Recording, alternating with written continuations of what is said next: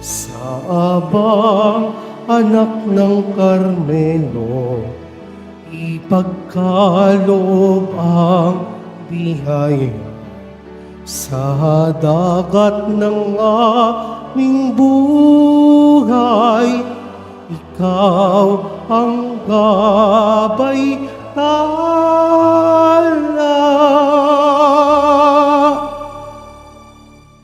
Sa ngalan ng Ama at ng Anak at ng Espiritu Santo, Amen. sumainyo ang Panginoon. At sumaiyo rin. Mga kapatid, aminin natin ang ating mga kasalanan upang tayo'y maging marapat gumanap sa banal na pagdiriwang. Tayo pong lahat, inaamin ko sa makapangyarihang Diyos At sa inyo mga kapatid, na lubha akong nagkasala sa isip, sa salita, sa gawa at sa aking pagkukulang. Kaya isinasamo ko sa mahal na Birheng Maria, sa lahat ng mga anghel at mga banal, at sa inyo mga kapatid, na ako'y panalangin sa Panginoong ating Diyos.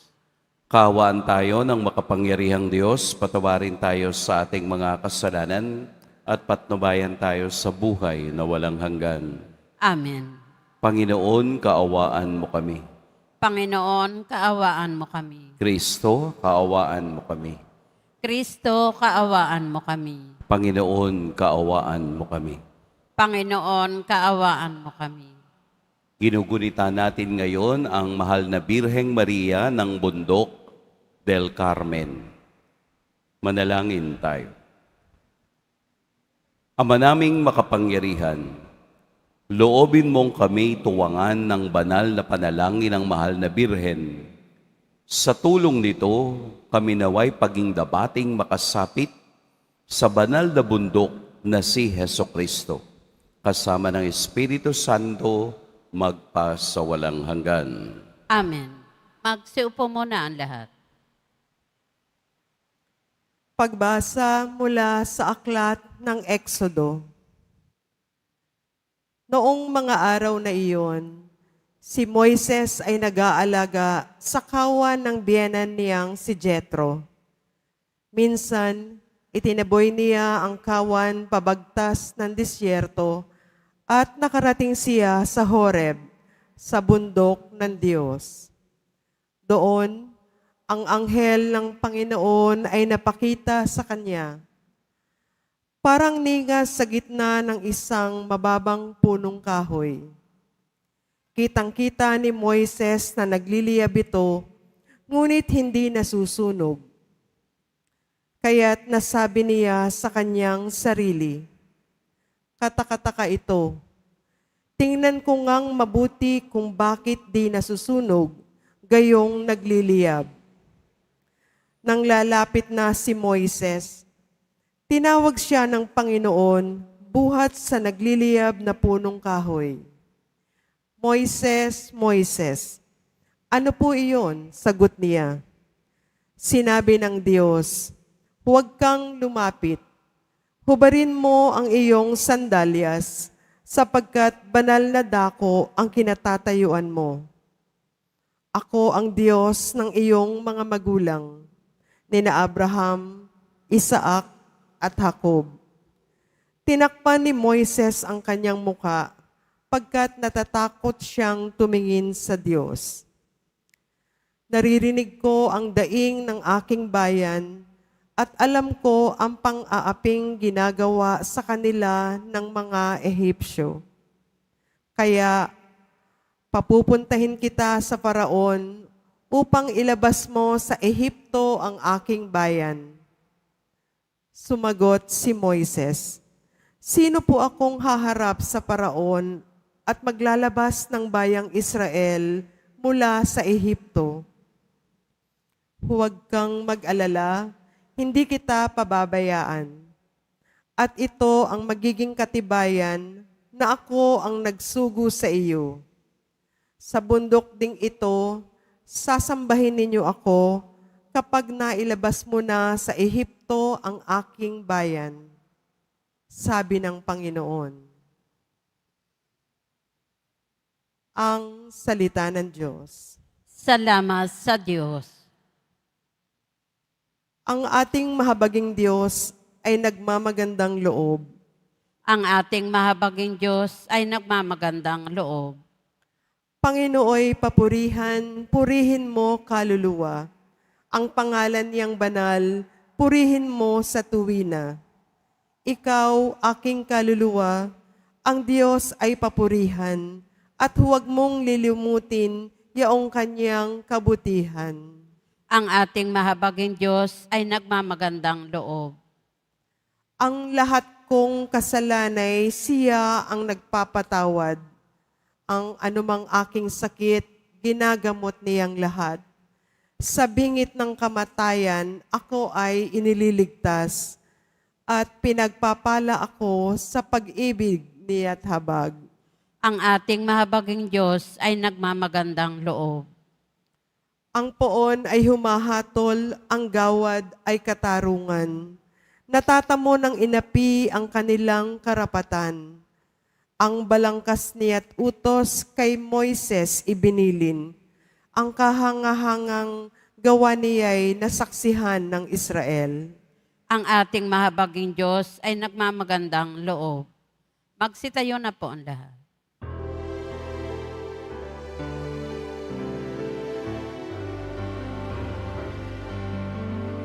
Hallelujah, Hallelujah, Hallelujah, Hallelujah.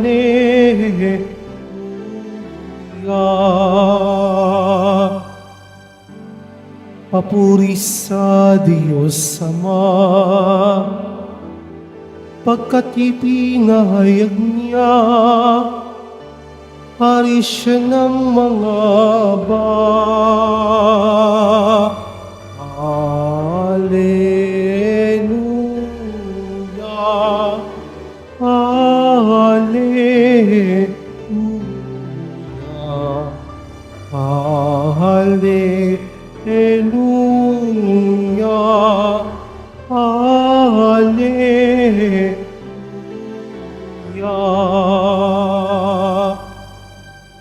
Sumainyo ang Panginoon. At sumaiyo rin. Ang mabuting balita ng Panginoon ayon kay San Mateo. Papuri sa iyo, Panginoon.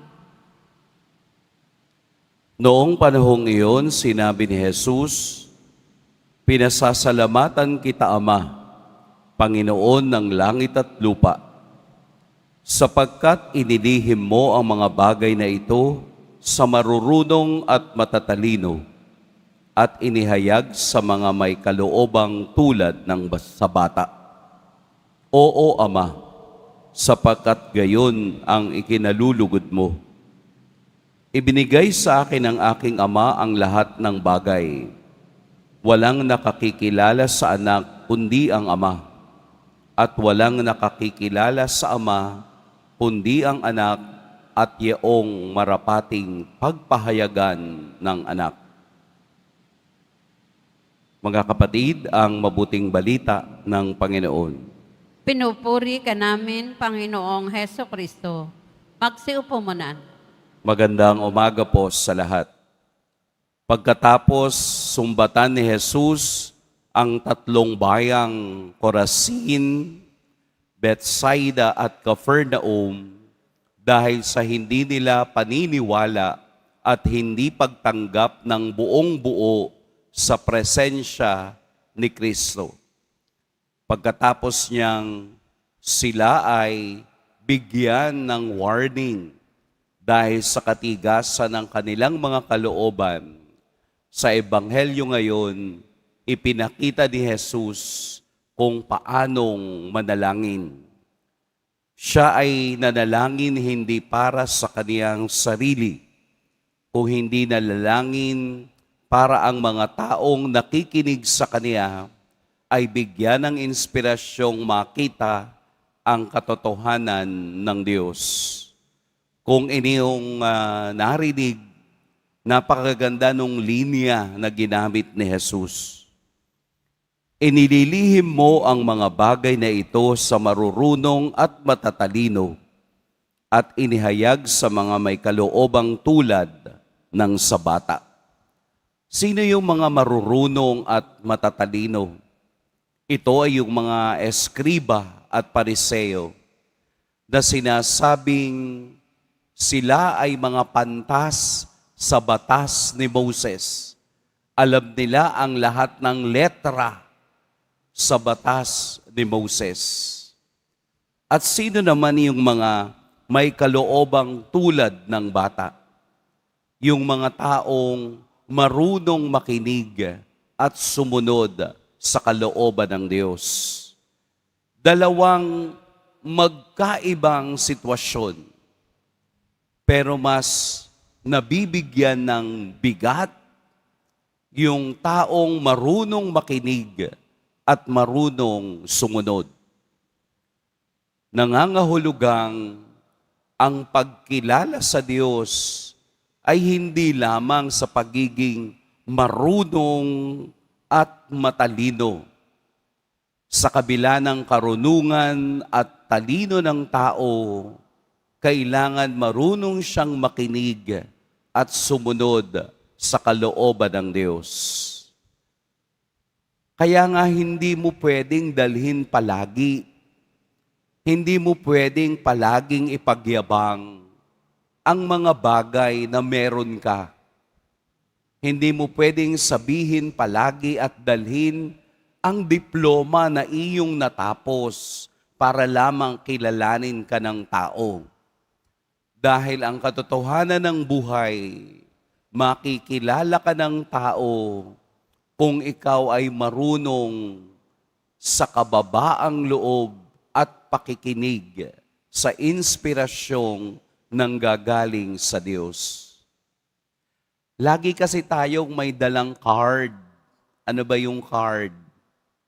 Yung bang kapag hindi tayo nakikilala ng iba, palagi nating sinasabi at binabanggit ang ating katatayuan sa buhay. Si ano yan? Uy, nandyan po si ano. Nandyan si ganyan. Yun bang kailangan makilala tayo ng tao dahil sa ating achievement, hindi dahil sa ating tunay na pagkatao. Minsan nare-respeto natin ang iba dahil sa kanilang katayuan, hindi dahil sa kanilang pagkatao. Yun yung atin sanang tingnan ng malalim sa sinasabi ng Ebanghelyo ngayon sa dasal ni Jesus. Dahil na nagkakaunawaan lamang ay ang ama at ang anak, nangangahulugang kapag mayroon kang personal na relasyon sa Diyos mo, makikilala ka ng Diyos mo, anuman ang iyong katatayuan. Huwag natin gamitin ang impluensya. Huwag natin gamitin ang status. Huwag natin gamitin ang mga bagay na ito upang ipagyabang ang ating sarili. Dahil sa harapan ng Diyos, wala naman talaga tayong pwedeng ipagyabang. Sa harapan ng Diyos, lahat naman tayo ay nangangailangan ng kaniyang awa at ng kaniyang pagpapatawad at ang kaniyang pag-ibig. Sa atin pong pagkita o pagtingin sa ating relasyon sa Diyos, tingnan natin kung paano tayo nagdarasal at lumalapit sa Kanya. Tayo ba ay nagdarasal? Dala yung ating card, dala yung ating pagkakakilanlan, o tayo ba ay nagdarasal na dala yung ating kababaang loob? Ewan ko ba sa ibang tao, bakit kapag hindi nabanggit yung kanilang mga titles, parang bumababa yung pagtingin sa kanilang pagkatao? Which is dapat po hindi. Dahil hindi naman tayo nagiging tao dahil sa title. Hindi naman tayo nagiging tao dahil sa ating natapos or achievement. Tayo'y nagiging tao dahil sa ating klase ng pamumuhay at sa klase ng pananampalatayang dinadala natin sa aktual na sitwasyon ng ating kapaligiran. Minsan, palagi nating ginagamit iyon. Palagi tayong nakadikit doon sa title na meron tayo. Iwasan natin dahil kung ito ang ating magiging sandigan, nawawala yung wisdom na ibinibigay ng Diyos sa lahat. Kasi ang Diyos ay nagsasalita sa kaniyang karunungan sa mga taong nangangailangan nito. Ang Diyos ay nagsasalita sa kaniyang karunungan sa kababaan ng loob, hindi dahil dun sa kataasan ng ating ego na tinatawag. Kaya ang sitwasyong ito, ang ebanghelyong ito, ay pagpapaalaala kung papaanong tayo ay magpakumbaba sa harapan ng Diyos. Kung papaanong hindi pwede na ang pride o kayabangan ang mauuna sa atin. Bagkus ating dalhin palagi ang katuruan ni Jesus ng kababaang loob upang makita natin ang karunungan ng Diyos sa ating buhay. Huwag tayong magmagaling dahil hindi natin kakayanin ang tunay na kagalingan ng Diyos. Gayon po, pinagdiriwang natin ang mahal na Birhen ng Bundok Carmelo o Our Lady of Mount Carmel. Carmel, ang salitang Carmel sa Hebrew ay garden o orchard. No? Dito makikita natin yung kapangyarihan ng Diyos sa pamamagitan ni Propeta Elijah na tumawag sa kaniya. Dito sa Bundok Carmelo, ipinakita ng Diyos kung sino ang totoong Diyos laban sa mga Diyos-Diyosan. Makikita po natin yan sa First Book of Kings, chapter 18, verses 19 and following, na si Elijah ay ipinahiya ang 450 na mga pari ni Baal. Yung Baal, yung Diyos-Diyosan ng mga tao noon, na ipinahiya niya sa pamamagitan ng isang himala ng pagtawag niya sa Diyos. Ano po ang nangyari? Challenge publicly ni Elijah ang mga pari ni Baal. Sabi niya, sige, magpatay tayo ng 2 hayop.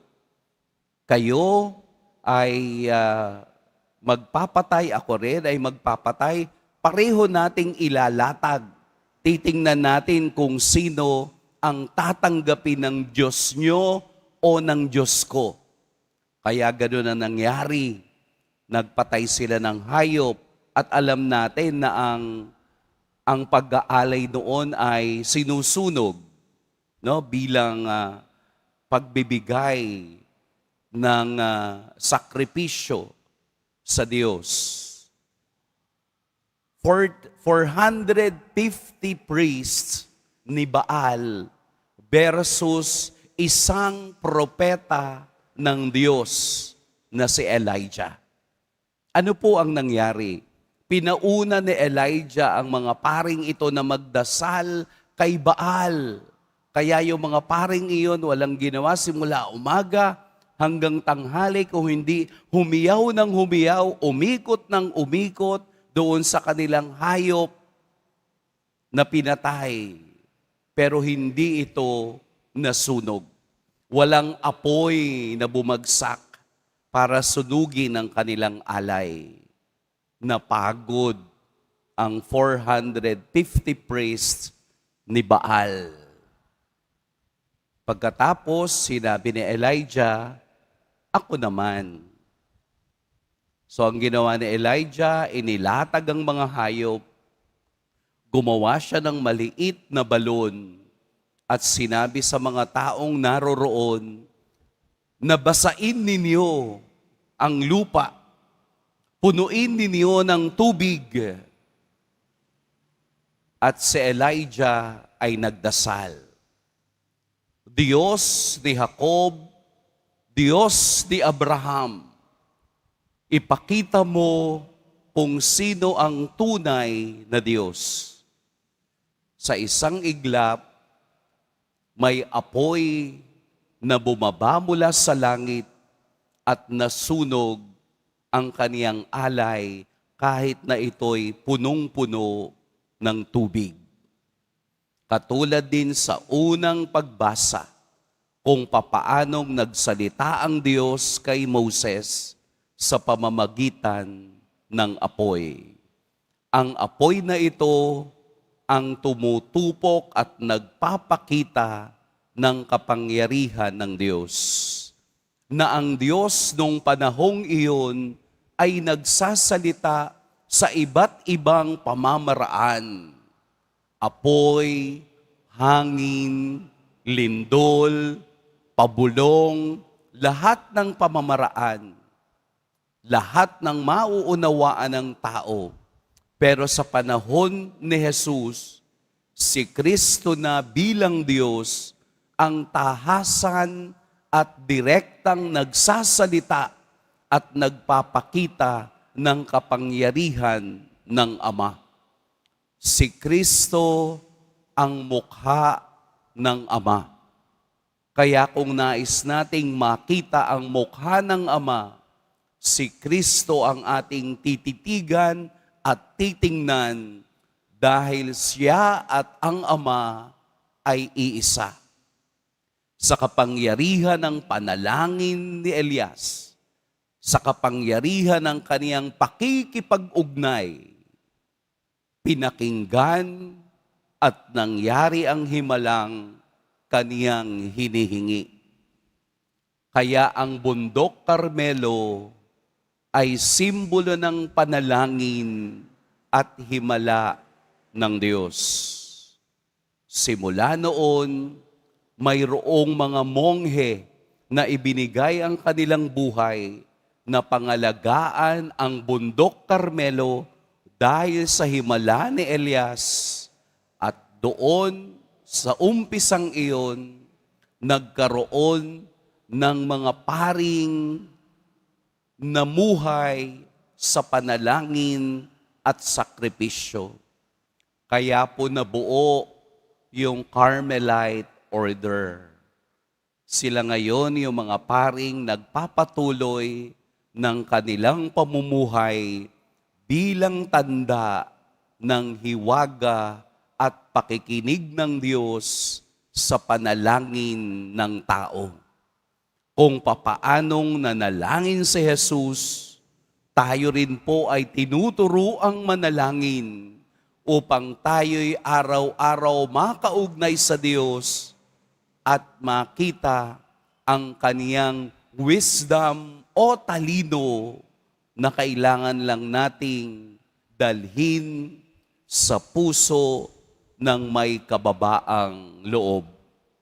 Katulad ni Maria na nagpakita kay Saint Simon Stock sa bundok ng Carmelo, tayo rin sana ay alalayan ng ating mahal na ina na dalhin din tayo sa bundok ng ating buhay upang tayo'y matutong manalangin at makinig sa mensahe at karunungan ng Diyos. Ang bundok ay simbolo ng pakikipagniig ng Diyos sa tao. Ang mundo ay simbolo ng lugar ng kapayapaan. Ang bundok ay simbolo ng lugar na habang tayo'y tumataas, habang tayo'y umaakyat, tayo din ay bumababa sa ating pagkatao at tinatanggap na sa kabila ng ating kahinaan, hindi tayo mapapagod na humingi sa Diyos ng biyaya at karunungan.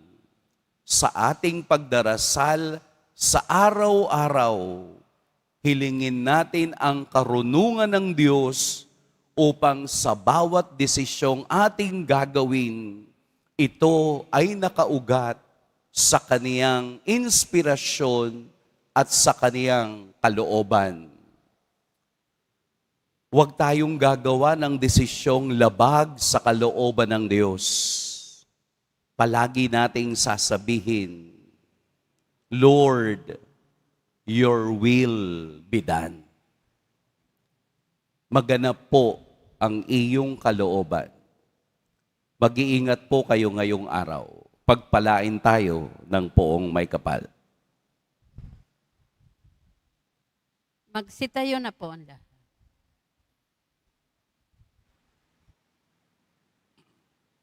Minamahal kong mga kapatid, manalangin tayo sa Diyos Ama habang pinararangalan natin si Maria, ang Birhen ng Carmel.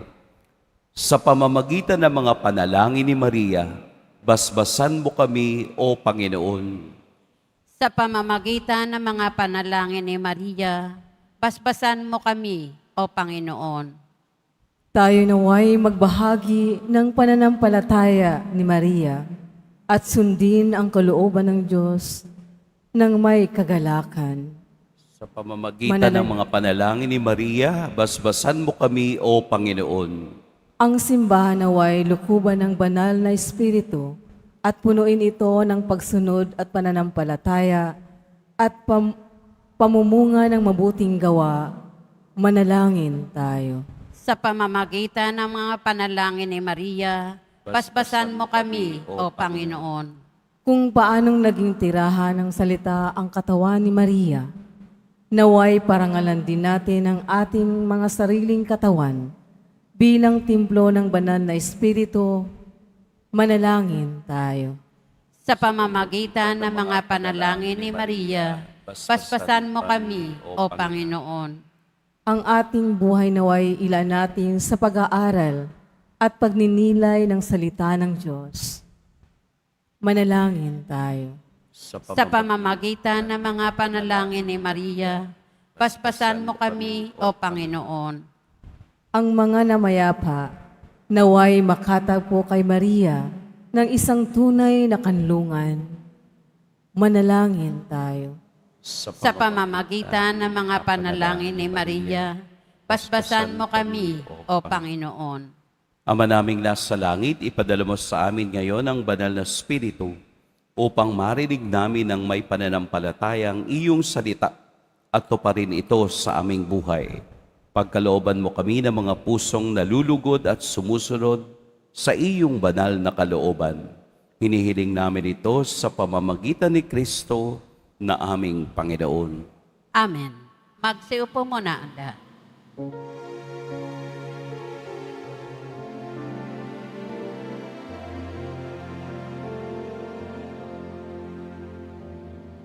Laman at dugo niyang sa'yo ay nanggaling, sa bagong anyong ay aming tatanggapin.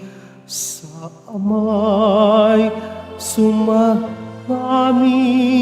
Espiritu'y papanaugin, ng abang mga handog ay panibaguhin.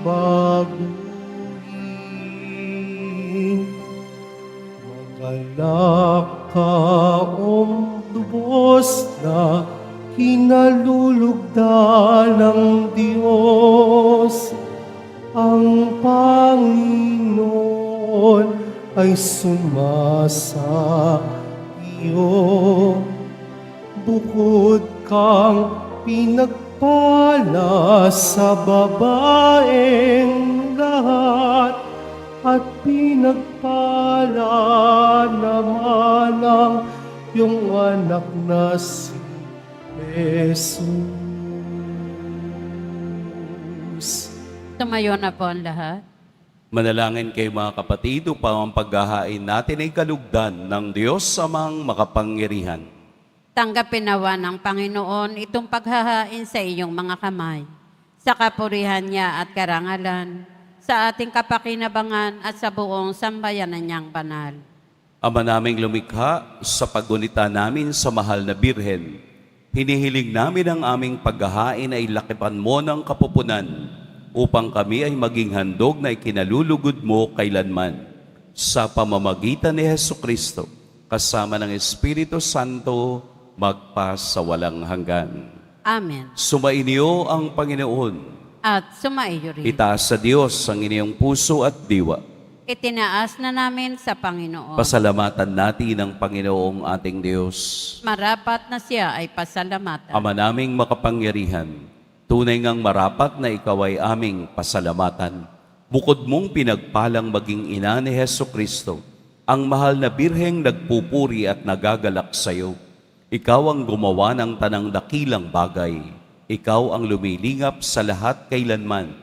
Nilingap mo ang mahal na birhen bilang iyong abang alipin na iyong binigyan ng tungkuling kumalinga sa anak mong manunubos namin. Kaya kaisa na mga anghel na nagsisiawit ng papuri sa iyo, nang walang humpay sa kalangitan, kami nagbubunyi sa iyong kadakilaan. Santo, Santo, Santo, Panginoon Diyos na mga hukbo, napupuno ang langit at lupa ng kadakilaan mo, o sana sa kaitaasan. Pinagpala ang naparirito sa ngalan ng Panginoon, o sana sa kaitaasan. Magsiluhod po. Ama naming banal, ikaw ang bukal ng tanang kabanalan. Kaya't sa pamamagitan ng Espiritu, gawin mong banal ang kaloob na ito upang para sa amin maging katawan at dugo ng aming Panginoong Hesukristo. Bago niya pinagtiis ang kusang loob na maging handog, hinawakan niya ang tinapay, pinasalamatan kaniya, pinaghati-hati niya iyon, iniabot sa kaniyang mga alagad at sinabi, "Tanggapin ninyong lahat ito at kanin. Ito ang aking katawan na ihahandog para sa inyo."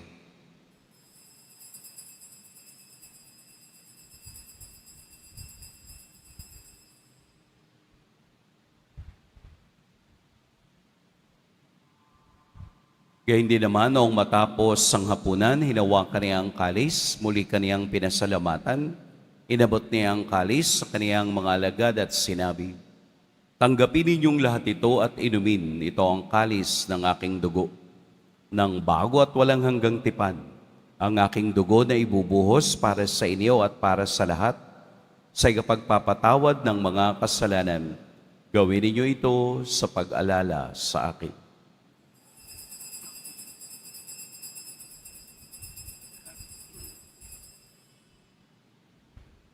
Tumayo na po ang lahat. Ipagbunyi natin ang misteryo ng pananampalataya. Si Kristo'y namatay, si Kristo'y nabuhay, si Kristo'y babalik sa wakas ng panahon. Ama, ginagawa namin ngayon ang pag-alala sa pagkamatay at muling pagkabuhay ng iyong anak.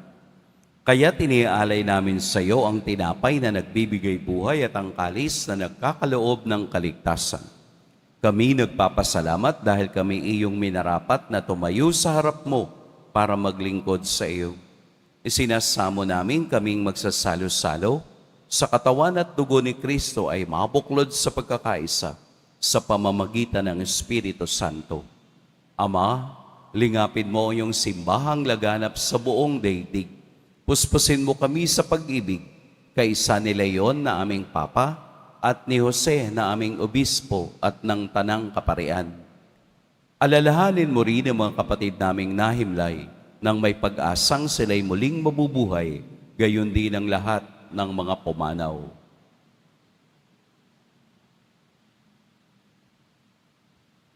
Kaawaan mo sila at patuloyin sa iyong kaliwanagan. Kaawaan mo at pagintapating kaming lahat na makasalo sa iyong buhay na walang wakas. Kaisa ng mahal na Birheng Maria na ina ng Diyos, ng kabiyak ng puso niyang si San Jose, kaisa ng mga apostol ni San Juan Bautista, at ng lahat ng mga banal na namuhay dito sa daigdig ng kalugod-lugod sa iyo, maipagdiwang nawa namin ang pagpupuri sa ikararangal mo sa pamamagitan ng iyong anak na aming Panginoong Heso Kristo. Sa pamamagitan ni Kristo, kasama niya at sa Kaniya, ang lahat ng parangal at papuri sa iyo, Diyos, Amang makapangyarihan, kasama ng Espiritu Santo, magpa sa walang hanggan. Amen. Sa tagubili ng nakagagaling na utos at sa turo ni Jesus na Panginoon natin at Diyos, ipahayag natin ng lakas loob. Ama namin, sumasalangit ka, sambahin ang ngalan mo, mapasa amin ang kaharian mo, sundin ang loob mo dito sa lupa para nan sa langit. Bigyan mo kami ngayon ng aming kakanin sa araw-araw, at patawarin mo kami sa aming mga sala, para ng pagpapatawad namin sa nakakasala sa amin. At huwag mo kaming ipahintulot sa tukso, at iadya mo kami sa lahat ng masama. Hinihiling namin kami iadya sa lahat ng masama. Pagkalooban ng kapayapaan araw-araw, iligtas sa kasalanan at ilayo sa lahat ng kapahamakan. Samantalang aming pinananabikan ang dakilang araw ng pagpapahayag ng tagapagligtas naming si Heso Kristo. Sapagkat iyo ang kaharian at ang kapangyarihan at ang kapurihan magpakailanman. Amen. Panginoong Heso Kristo, sinabi mo sa iyong mga apostol, kapayapaan ang iniiwan ko sa inyo, ang aking kapayapaan ang ibinibigay ko sa inyo. Tunghayan mo ang aming pananampalataya at huwag ang aming pagkakasala.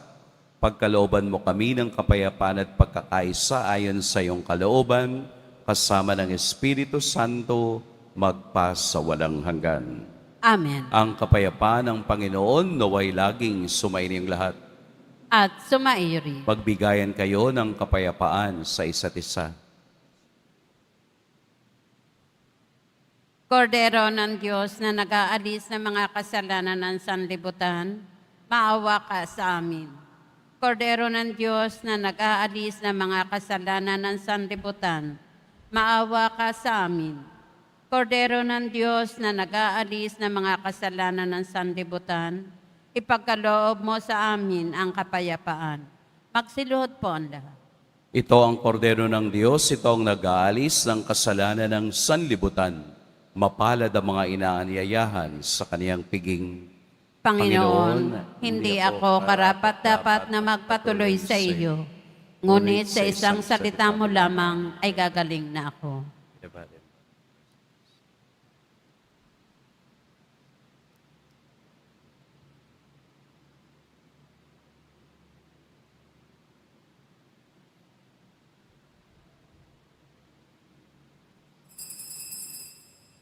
Para sa lahat ng tatanggap ng banal na komunyon, sasagot po tayo ng amin.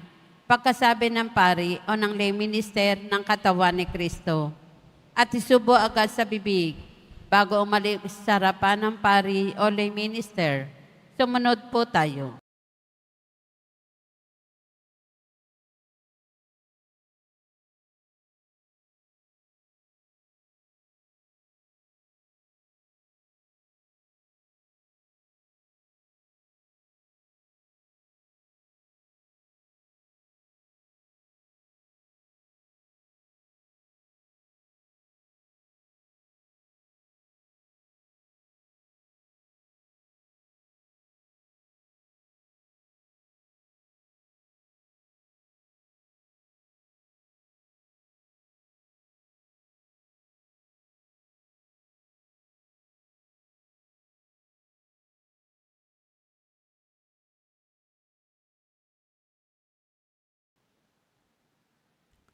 Ama naming mapagmahal, ang aming pagsasalo sa haing nagbibigay buhay.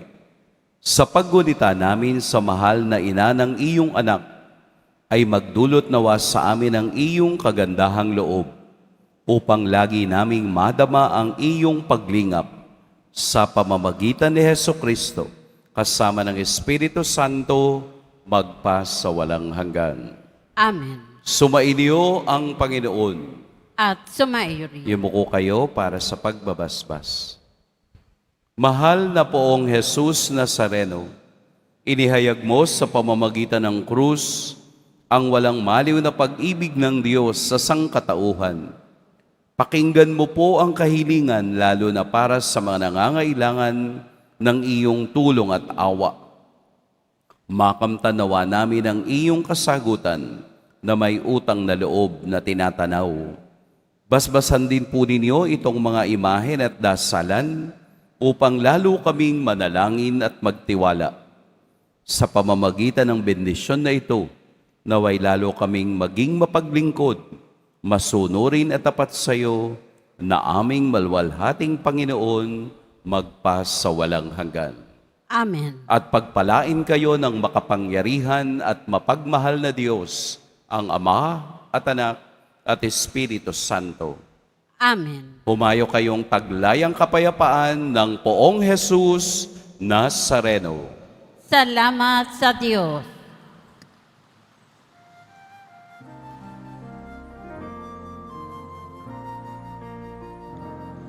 Nuestro Padre Jesus Nazareno, sinasamba ka namin, pinipinto ka namin, aral mo ang aming buhay at kaligtasan. Nuestro Padre Jesus Nazareno, iligtas mo kami sa kasalanan. Ang krus mong kinamatayan ay sagisag ng aming kaligtasan. Nuestro Padre Jesus Nazareno, dinarangan ka namin. Nuestro Padre Jesus Nazareno, luwalhati ka namin. Nuestro Padre Jesus Nazareno, dinarangal ka namin. Nuestro Padre Jesus Nazareno, luwalhati ka namin.